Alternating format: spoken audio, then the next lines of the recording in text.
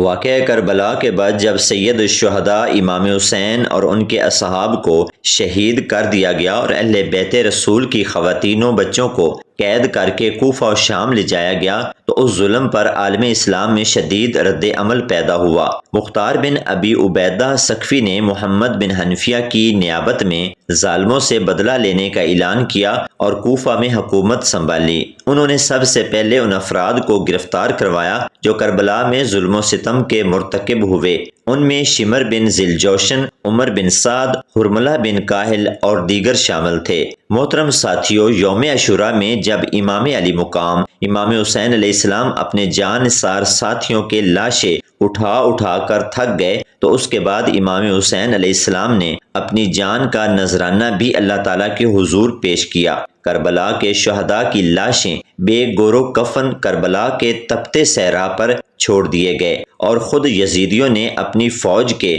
واصل جہنم ہونے والے سپاہیوں کو عزت اور تکریم کے ساتھ جنازہ پڑھا کر دفنا دیا۔ کائنات نے یہ نظارہ بھی دیکھا کہ امام الانبیاء صلی اللہ علیہ وآلہ وسلم کے جگر گوشوں کے جسد عطر کربلا کی خاک پر بے گورو کفن نظر آئے، جبکہ ان کو بے دردی کے ساتھ شہید کر دینے والوں کے جنازے پڑھائے جا رہے ہیں اور عزت اور تکریم کے ساتھ ان کو دفن کیا جا رہا ہے۔ امام سجاد المعروف امام زین العابدین، جو کہ اس وقت بیماری کی بنا پر امام حسین علیہ السلام سے شریک جنگ ہونے کی اجازت حاصل نہ کر سکے، یہ امام حسین علیہ السلام کے درمیانے صاحبزادے تھے۔ ان سے بڑے علی اکبر اور ان سے چھوٹے علی اصغر اپنی اپنی جان آفرین کے سپرد کر کے کربلا کے شہداء میں اپنا نام شامل کروا چکے تھے۔ تاریخ کی کتابوں میں کہا جاتا ہے کہ امام حسین علیہ السلام نے امام زین العابدین کو خود وصیت کی تھی کہ تم جنگ میں شریک نہیں ہوں گے،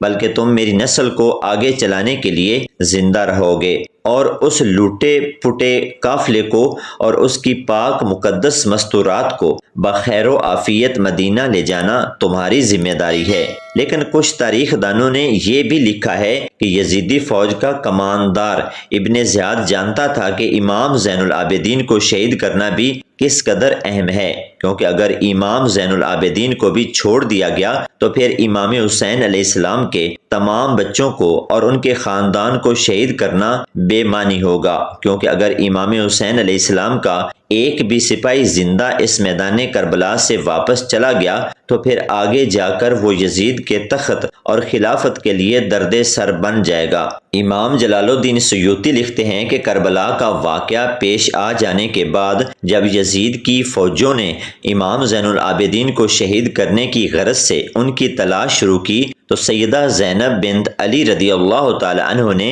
امام سجاد کو خیموں میں چھپا لیا۔ شمر اور ابن زیاد کے کارندے امام زین العابدین کو ڈھونڈتے رہے لیکن وہ ان کو نہ ملے، تو شمر اور ابن زیاد نے اپنے فوجیوں کو حکم دیا کہ خیموں کو جلا دیا جائے۔ محترم دوستو، خیموں کو جلائے جانے کی جو روایات پیش کی جاتی ہیں ان کے پیچھے مال اسباب کو لوٹنے کی حقیقت نہیں تھی، بلکہ خیموں کو جلانے کی حقیقت یہی تھی کہ وہ امام زین العابدین کو ڈھونڈ کر انہیں قتل کرنا چاہتے تھے تاکہ امام حسین علیہ السلام کی آخری نشانی کو بھی ختم کیا جا سکے۔ لیکن سیدہ زینب سلام اللہ علیہا نے انہیں محفوظ رکھا، اور یہی روایت آگے جا کر بھی بیان کی جاتی ہے کہ جب یزید کے دربار میں سیدہ زینب اور امام زین العابدین قیدی بنا کر پیش کیے گئے تو سیدہ زینب بنت علی رضی اللہ تعالی عنہ اور امام زین العابدین نے تاریخی خطبہ ارشاد فرمایا۔ امام زین العابدین نے فرمایا کہ جو مجھے نہیں جانتے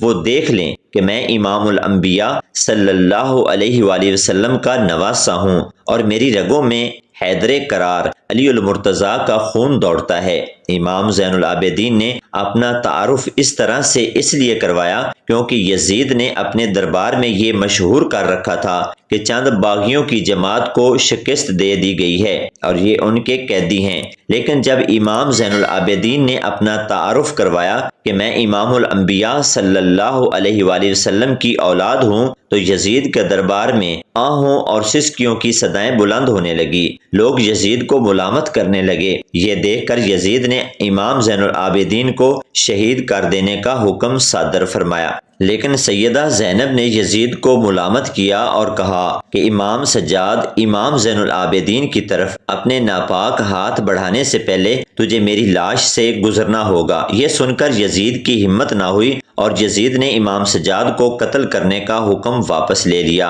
اور پھر امام زین العابدین کی قیادت میں ہی اس قافلے کو مدینہ منورہ کی جانب روانہ کیا گیا۔ محترم ساتھیو، اسلامی تاریخ میں مختار ثقفی کو ہمیشہ سنہری الفاظ میں یاد کیا جائے گا، کیونکہ مختار ثقفی وہ شخصیت ہے جس نے امام حسین علیہ السلام اور کربلا کے باقی شہداء کا بدلہ لیا، اور اس نے چن چن کر ایک ایک مجرمین کربلا کو گرفتار کر کے انہیں سزائیں دی۔ کہا جاتا ہے کہ مختار ثقفی کے دربار میں ایک شخص کو حاضر کیا گیا جس پر یہ الزام تھا کہ اس نے کربلا کا واقعہ رونما ہو جانے کے بعد سیدہ زینب سلام اللہ علیہا کے خیموں کو جلایا تھا اور ان کا مال اسباب لوٹا تھا، اور سیدہ زینب کے ساتھ بدتمیزی بھی کی تھی اور ان کی چادر کو کھینچا تھا۔ جب یہ شخص مختار ثقفی کے پاس لایا گیا تو مختار نے پوچھا، بتا تیرا کیا جرم ہے؟ تو یہ شخص چپ رہا۔ جب دوسری بار مختار ثقفی نے سختی سے پوچھا تو کہنے لگا، اے مختار، میرا کوئی جرم نہیں ہے، مجھے ویسے ہی اٹھا لائے ہیں۔ مختار ثقفی نے کہا، جو اس کو لے کر آیا ہے اس کو حاضر کیا جائے۔ چنانچہ اس کو گرفتار کر کے لانے والے سپاہی کو حاضر کیا گیا تو مختار نے کہا، اس کو کیوں اٹھا لائے ہو؟ تو اس نے کہا، یا امیر، اس کا جرم ہے، میں ثابت کر سکتا ہوں، لیکن یہ خود ہی نہیں بتا رہا، اگر آپ حکم کریں تو میں بتا دیتا ہوں۔ مختار نے اپنی تلوار بے نیام کی اور کہا، تو پیچھے ہٹ جا، یہ اپنا جرم خود بتائے گا اور قبول کرے گا، اور اس کو کہا، اپنا جرم بتا ورنہ ابھی تیرا سر قلم کر دوں گا۔ وہ کہنے لگا، اے امیر، میں نے کوئی جرم نہیں کیا، بس میں نے سیدہ زینب کی چادر کو ہاتھ لگایا تھا اور خیموں کو جلایا تھا۔ یہ سننا تھا کہ مختار اپنا سر پیٹنے لگا اور کہنے لگا، تیرے نزدیک یہ کوئی جرم نہیں، جبکہ میرے نزدیک تو یہ تمام جرموں سے بڑا جرم ہے کہ تو نے سیدہ زینب کی پاک چادر کو ہاتھ لگایا، جس گھر کی چار دیواری میں جبرائیل امین بھی اجازت کے بغیر داخل نہ ہو، تو نے اس گھر کی چشم و چراغ کی پاک چادر کو ہاتھ لگایا، تو نے اس گھر کی چشم و چراغ کی عزت پر ڈاکہ ڈالنے کی کوشش کی، تو نے ان کے خیموں کو جلایا۔ یہ کہہ کر مختار ثقفی نے اس شخص کا سر قلم کر دیا اور اس کی لاش کو جلا کر اس کی راکھ ہوا میں اڑا دی۔ ادھر بنو امیہ کا اقتدار، ان کی نواسہ رسول صلی اللہ علیہ وآلہ وسلم سے دشمنی اور ان کے خون سے ہاتھ رنگے ہونے کے سبب ان سے چھن گیا، اور مختار کی دشمنی میں بنی امیہ نے ان کے خلاف نت نئی خود ساختہ باتیں مشہور کر دی۔ عبداللہ ابن زبیر کے بھائی مصعب بن زبیر کے حکم پر مختار ثقفی کو 687 عیسوی میں مسجد کوفہ میں قتل کر دیا گیا۔ یہ 15 رمضان 67 ہجری کا واقعہ ہے۔ اللہ پاک سے دعا ہے کہ اللہ پاک ہمیں اہل بیت اور صحابہ کرام کی پکی سچی محبت عطا فرمائے اور حضور صلی اللہ علیہ وآلہ وسلم کے اسوہ حسنہ پر عمل پیرا ہونے کی توفیق عطا فرمائے۔ آمین ثم آمین۔